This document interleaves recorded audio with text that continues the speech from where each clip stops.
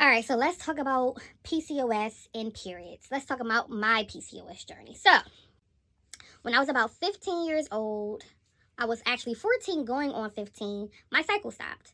My mom was like, "Hey, have you been getting your cycle?" I'm like, "Yes," knowing that I haven't. So she took me to the doctor, the gynecologist, and they were like, "Have you ever had sex?" Do. I was like, "No." At that time, I hadn't had sex yet. So they was like, "Well, you're not having your cycle, so let's try to put you on some birth control." Put me on birth control. It did regulate my cycle for some time. But I would say by the time I graduated high school, so 17 going on 18, my cycle did stop. Like, I would get it sometimes. And as those years progressed, it would be some years I wouldn't get it at all. I was briefly on Depo as well, the Depo shot, for about a year or so. When I didn't get it at all, maybe once during that time. Then I took a break off of birth control, went back on it. Don't have actual dates on this, I'm just guesstimating. But I would say if I started Depo around 2009, I stopped it maybe around 2011. So by the time 2012 rolled around, I believe I restarted the birth control pill.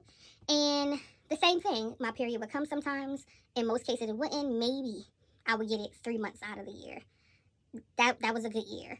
And that went on until around 2020 when I did stop taking birth control, maybe around 2018, 2017. Yeah, it was around 2018 I did stop taking birth control altogether, and I just wanted to see what my body would do.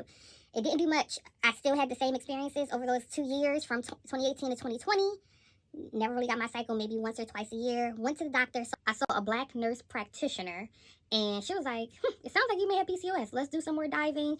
She did order me an ultrasound. We did some labs, and the type of PCOS I have, I don't have cysts on my ovaries. I didn't have cysts on my ovaries, but I'm pretty much insulin resistant. So it's really hard for me to, it affects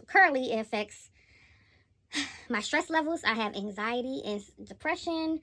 But the main thing it affects is my cycle and the way I store weight. And I also put some side effects on the screen as well that I experience.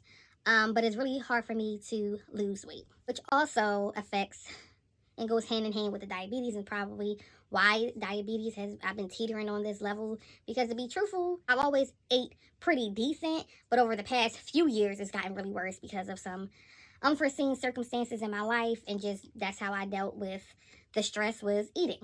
Yeah, I pretty much had PCOS since the age of 15. I didn't get diagnosed until I was 30 in year 2020.